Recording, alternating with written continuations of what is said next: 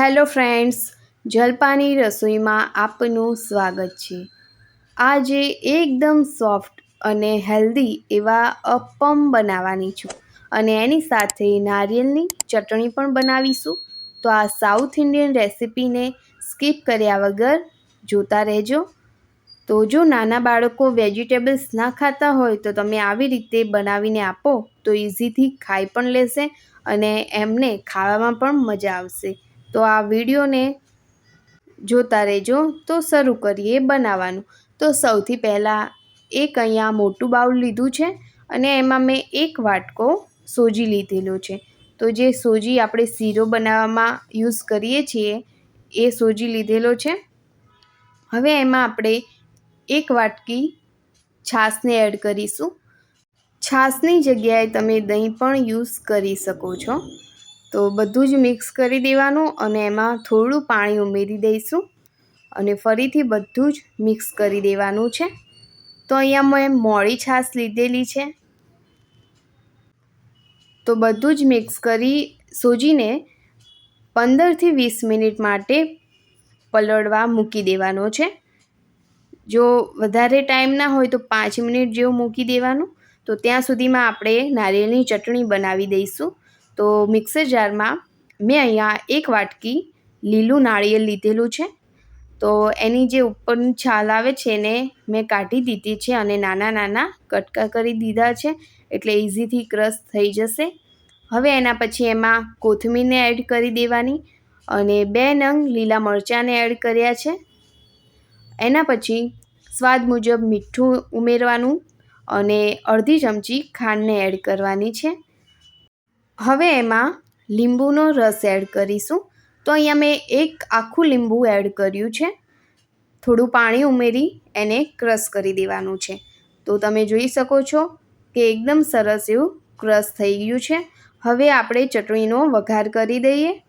તો એની માટે આપણે એક બાઉલમાં પહેલાં બધી જ નારિયેળની ચટણીને કાઢી લઈશું।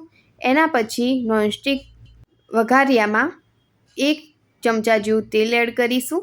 એના પછી સૂકું લાલ મરચું એડ કરી દેવાનું, રાઈને એડ કરવાની છે અને થોડી હિંગ એડ કરી 5-6 લીમડાના પાનને એડ કરી એ વઘારને આપણે ચટણીમાં નાખી દેવાનો છે। તો અહીંયા આપણે કોકોનટની ચટણી તૈયાર થઈ ગઈ છે। તો વઘાર ના કરો તો પણ ચાલે, પણ વઘારેલી સરસ લાગે છે। હવે એના પછી એક કઢાઈમાં 1 ચમચો તેલ એડ કર્યું, એમાં રાઈ નાખીશું અને એના પછી થોડી હિંગને એડ કરી 4-5 લીમડાના પાનને એડ કરવાના છે, લીલા મરચાંને એડ કર્યા।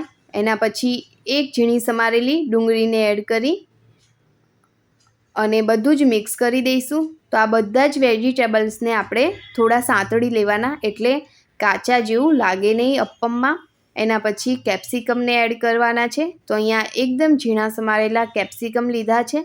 એના પછી છીણેલું ગાજર લીધેલું છે। તો એને પણ આપણે એડ કરી અને બધું જ મિક્સ કરી દઈશું। ગાજરને ઝીણા સમારીને પણ લઈ શકો છો, પણ જો આવી રીતે છીણીને લેશો તો એને ચડવામાં વાર નહીં લાગે।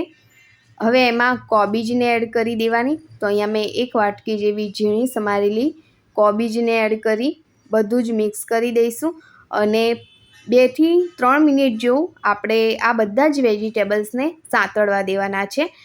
એકદમ કૂક નથી કરવાના, અધકચરા જ સાંતળવા દેવાના છે।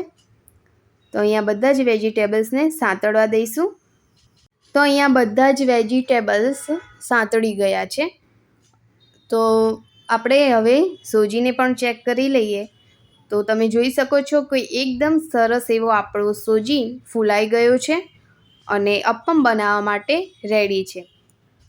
હવે એમાં થોડું પાણી ઉમેરી દેવાનું અને બધું જ મિક્સ કરી દેવાનું છે। તો જે અપ્પમનું બેટર છે એ વધારે થીક નહીં રાખવાનું, થીક રાખશો તો એકદમ સોફ્ટ નહીં બને અને ખાવામાં પણ મજા નહીં આવે। હવે એના પછી એમાં બધા જ વેજીટેબલ્સ સાંતળીને રાખ્યા છે એને પણ એડ કરી દઈશું, ઉપરથી થોડી કોથમીરને એડ કરીશું અને બધું જ મિક્સ કરી દઈશું। જો વિડીયો ગમ્યો હોય તો વિડીયોને લાઈક, શેર અને કોમેન્ટ જરૂરથી કરજો। હવે એમાં આપણે તમે જોઈ શકો છો કે એની થિકનેસ આ પ્રમાણેની છે, પણ હજી થોડું બેટરને આપણે પાતળું કરવાનું છે. તો એની માટે ફરીથી થોડું પાણી એડ કરીશું અને ફરીથી બધું જ મિક્સ કરી દઈશું. બાળકોને તમે આવી રીતે જો અપ્પમ બનાવીને આપશો તો બધા જ વેજીટેબલ્સ પણ ખાઈ લેશે અને ખાવામાં પણ એમને ખૂબ જ ટેસ્ટી લાગશે. હવે એમાં થોડું મીઠું ઉમેરી દઈશું. સ્વાદ મુજબ મીઠું ઉમેર્યા પછી બધું જ મિક્સ કરી દેવાનું છે. આમાં વટાણા તમે બીજી પણ શાકભાજી જે ભાવતી હોય એ પણ એડ કરી શકો છો. તો અહીંયા આપણું બેટર રેડી છે અપ્પમ માટે. હવે એમાં ચપટી ખાવાનો સોડાને એડ કરી દેવાનો છે અને ઉપરથી લીંબુનો રસ એડ કરશું એટલે સોડા એકદમ એક્ટિવ થઈ જશે. તો તમે ખાવાનો સોડાની જગ્યાએ એનો પણ યુઝ કરી શકો છો અને સરસ એવું મિક્સ કરી દેવાનું છે. તો અહીંયા બેટર રેડી થઈ ગયું છે.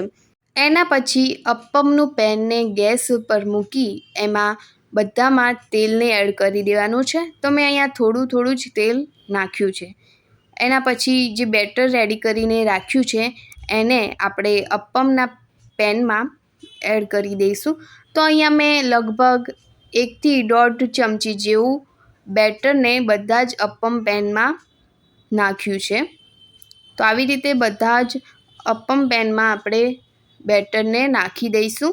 હવે અપ્પમને ઉપરથી ઢાંકી દઈશું અને 2 થી 5 મિનિટ જેવું ધીમા તાપે થવા દેવાનું છે. તો એકદમ સ્લો ફ્લેમ ઉપર થવા દઈશું અને એના પછી ચેક કરી જોવાનું. જો એક સાઈડ થઈ ગયા હોય તો એની સાઈડને બદલી બીજી સાઈડ પણ આવી રીતે થવા દેવાના છે. તો બધા જને મેં બીજી સાઈડ ફેરવી દીધા છે અને ફરીથી આપણે ઢાંકી એને 5 મિનિટ જેવું થવા દઈશું. તો ધીમા તાપે જ થવા દેવાનું એટલે એકદમ સરસ એવા સોફ્ટ આપણા અપ્પમ રેડી થઈ જશે. તો બહારથી ક્રિસ્પી અને અંદરથી સોફ્ટ લાગશે અને ખાવામાં પણ ખૂબ જ ટેસ્ટી લાગે છે. તો જરૂરથી આ રેસિપીને ટ્રાય કરજો અને રેસિપી કેવી લાગે એ કોમેન્ટમાં. તો અહીંયા આપણા અપ્પમ રેડી થઈ ગયા છે. હવે એના પછી સર્વિંગ પ્લેટમાં નારિયેળની ચટણી અને કેચઅપ સાથે અપ્પમને સર્વ કરીશું. તો તમે સાંભાર સાથે પણ સર્વ કરી શકો છો. તો હું તમને એક બતાવી દઉં. તો તમે જોઈ શકો છો કે એકદમ સોફ્ટ એવા અપ્પમ રેડી થયા છે અને ખાવામાં ખૂબ જ ટેસ્ટી લાગે છે. તો રેસિપી જરૂરથી ટ્રાય કરજો અને ચેનલને સબસ્ક્રાઈબ કરજો.